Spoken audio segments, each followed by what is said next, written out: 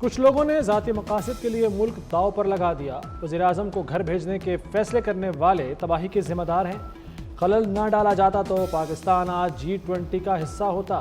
سابق وزیراعظم نواز شریف کا لندن میں ورکرز کنونشن سے خطاب، کہا معیشت ترقی کی راہ پر گامزن ہو گئی، حالات بہتر ہو رہے ہیں۔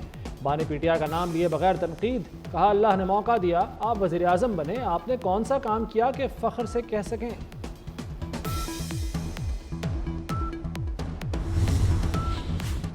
لندن میں وزیر دفاع خواجہ آصف کو چاقو حملے کی دھمکی، نامعلوم شخص نے لندن گراؤنڈ اسٹیشن پر پیچھا کیا، جملے کثیر چاقو حملے کی دھمکی دی۔ نواز شریف کہتے ہیں خواجہ صاحب سے بدتمیزی کرنے والے کی یہی تربیت ہے، انہوں نے لوگوں کی کاروں کے پیچھے ہی بھاگنا ہے، ان کا نصیب یہی ہے، ہمارا نصیب قوم کی خدمت ہے۔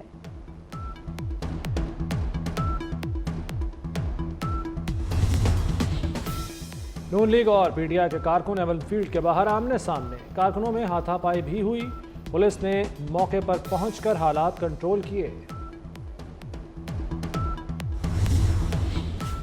ون ڈے کے بعد T20 کا امتحان، پاکستان اور آسٹریلیا کے درمیان پہلا T20 آج برسبن میں کھیلا جائے گا۔ رضوان 11 جیت کے لیے پرعزم، میچ پاکستانی وقت کے مطابق دوپہر 1 بجے شروع ہوگا۔ برسبن کے محکمہ موسمیات کی بارش کی پیش گوئی، دن بھر بارش ہو سکتی ہے اور ساتھ ہی ہلکی ہوا چلنے کا امکان ہے۔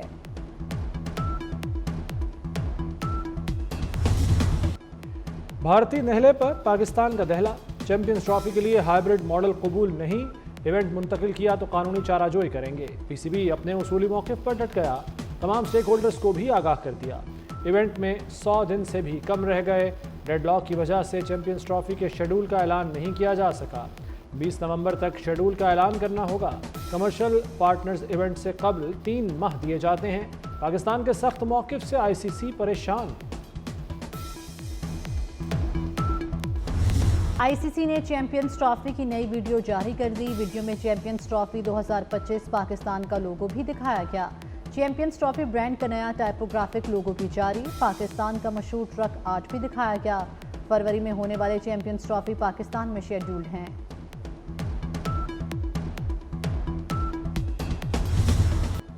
آسٹریلیا سے تاریخی فتح کے بعد شاہین آفریدی ون ڈے کے نمبر 1 بالر بن گئے۔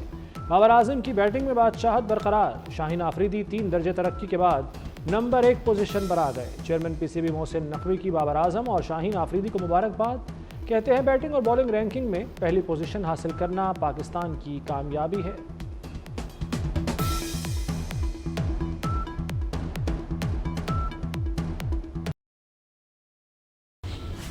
سیکیورٹی فورسز کا میران شاہ میں آپریشن 8 فارج ہلاک کر دیے گئے۔ آئی ایس پی آر کے مطابق فورسز نے انٹیلیجنس بیسڈ آپریشن کیا، فائرنگ کے تبادلے میں 8 فارج ہلاک اور 6 زخمی ہوئے۔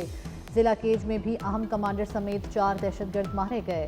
صدر آصف علی زرداری اور وزیر داخلہ محسن نقوی کا فوجی جوانوں کو خراج تحسین۔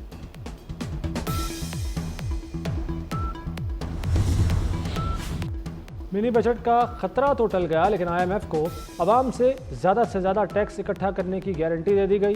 ٹیکس وصولیوں کا ہدف 12,970 ارب برقرار۔ Tax to G D P کی شرح 8.8% سے بڑھ کر 10.5% ہو گئی۔ زرعی شعبے سے ٹیکس وصولی اگلے سال شروع ہوگی۔ ذرائع کے مطابق 3 ماہ میں ریٹیلر سے 12 ارب ٹیکس جمع ہوا۔ رجسٹرڈ چھوٹے دکانداروں کی تعداد بڑھ کر 6 لاکھ ہو گئی۔ تاجر دوست اسکیم میں کچھ تبدیلیوں پر بات چیت متوقع، آئی ایم ایف نے مقامی قرض پر اعتراض نہیں اٹھایا۔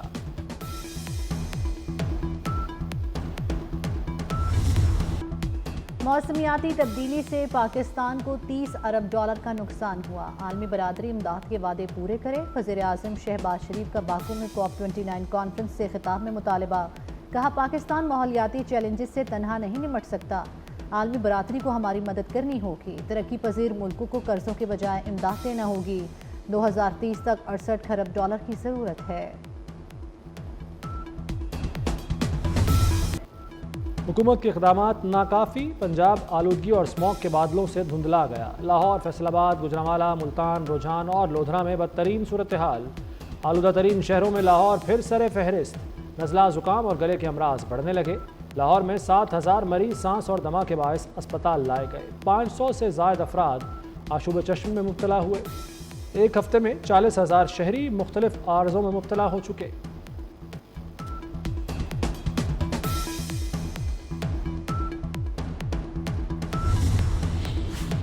اسموک سے پریشان شہریوں کے لیے اچھی خبر، پنجاب کی مختلف اضلاع میں 14 سے 16 نومبر تک ہلکی بارش کی پیش گوئی۔ راولپنڈی، مری، اٹک، چکوال، تلا گنگ، جہلم، فیصل آباد میں برسات متوقع۔ لاہور، گجرانوالہ، میاں والی، خوشاب اور سرگودا میں بھی بارش ہو سکتی ہے۔ بھکر، لیا اور ڈیرہ غازی خان میں بھی ابر گرم برسے گا۔ بارش ہوئی تو اسموک کے ساتھ وبائی بیماریوں سے بھی نجات ملے گی۔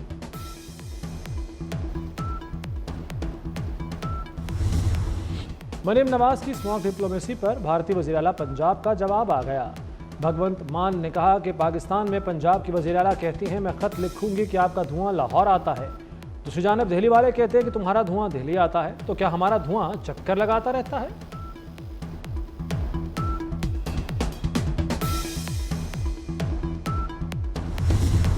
عالمی امن کے لیے سب کو کردار ادا کرنا ہوگا۔ وزیر داخلہ محسن نقوی کا ہنگری میں وزارت کانفرنس سے خطاب، کہا امن سے ہی خطے میں خوشحالی ممکن ہے۔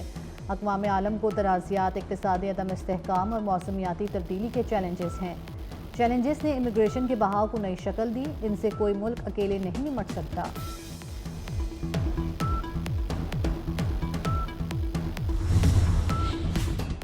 وزیراعظم شہباز شریف اور صدر آذربائیجان الہام علیوف کی ملاقات، ماحولیاتی تبدیلیوں سے نمٹنے کے لیے مل کر کام کرنے کا عزم۔ پاکستان اور آذربائیجان معیشت سمیت مختلف شعبوں میں تعاون بڑھانے پر متفق۔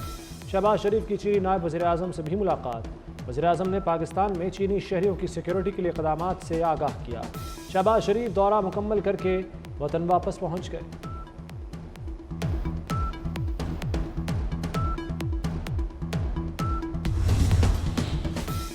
سپریم کورٹ آئینی بینچ کے سامنے 18 مقدمات مقرر۔ 6 رکنی بینچ آج سے مقدمات کی سماعت کرے گا۔ پہلا مقدمہ ماحولیاتی آلودگی سے متعلق ہے۔ سپریم کورٹ میں یہ مقدمہ 1993 سے زیر التوا ہے۔ عراق میں 40 سے 50 ہزار پاکستانی غیر قانونی مقیم ہونے کا انکشاف۔ سینٹ کی قائمہ کمیٹی برائے سمندر پار پاکستانی میں وزارت خارجہ کی بریفنگ، بتایا 44 پاکستانی ایجنٹس انسانی اسمگلنگ کے جرم میں عراق میں قید ہیں۔ ویزوں پر پابندی ختم کرنے کے لیے ہنگامی اقدامات کی ہدایت، معاملہ وفاقی کابینہ کمیٹی کو بھجوا دیا۔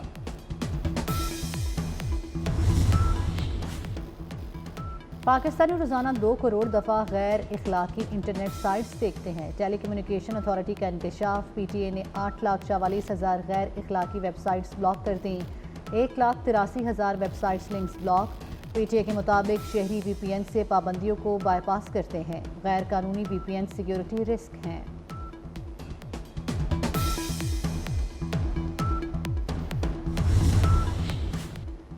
ایک نہیں 2 لاہور، سوئی ناردن کی امیروں پر نوازشات غریب نظر انداز، پوش علاقے گیس لوڈ شیڈنگ سے مستثنیٰ قرار دے دیے۔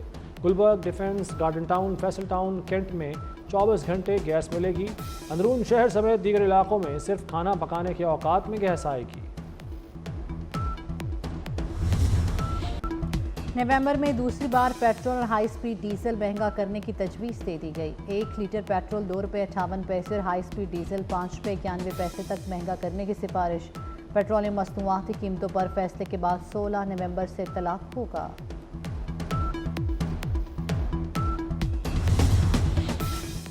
امریکی صدر جو بائیڈن سے ڈونلڈ ٹرمپ کی وائٹ ہاؤس میں ملاقات، دونوں رہنماؤں کے درمیان اقتدار کی منتقلی پر بات چیت۔ صدر جو بائیڈن نے نو منتخب امریکی صدر ڈونلڈ ٹرمپ کو ملاقات کی دعوت دی تھی۔ جو بائیڈن نے کہا کہ وہ پرامن اقتدار کی منتقلی کے لیے پرعزم ہیں۔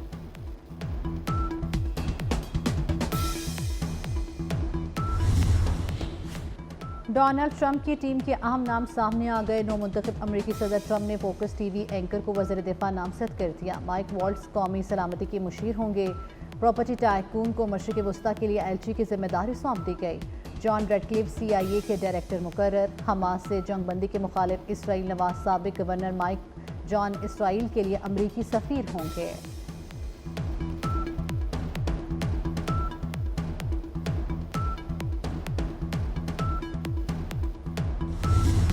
قومی ٹیم کے کپتان بھارتی کھلاڑیوں کا استقبال کرنے کے لیے پرعزم۔ محمد رضوان کہتے ہیں کہ ایل راہل سوریہ کمار یادو کو خوش آمدید کہیں گے۔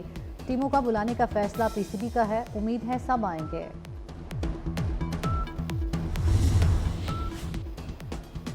بالی ووڈ سٹار سلمان خان کو قتل کی دھمکی اور 5 کروڑ تاوان مانگنے والا سانگ رائٹر گرفتار۔ 2 ماہ کے دوران سلمان خان کو 4 دھمکیاں آمیز پیغامات موصول ہو چکے۔ اس سے قبل بھی اداکار کو دھمکی دینے والے ملزمان کو گرفتار کیا گیا تھا۔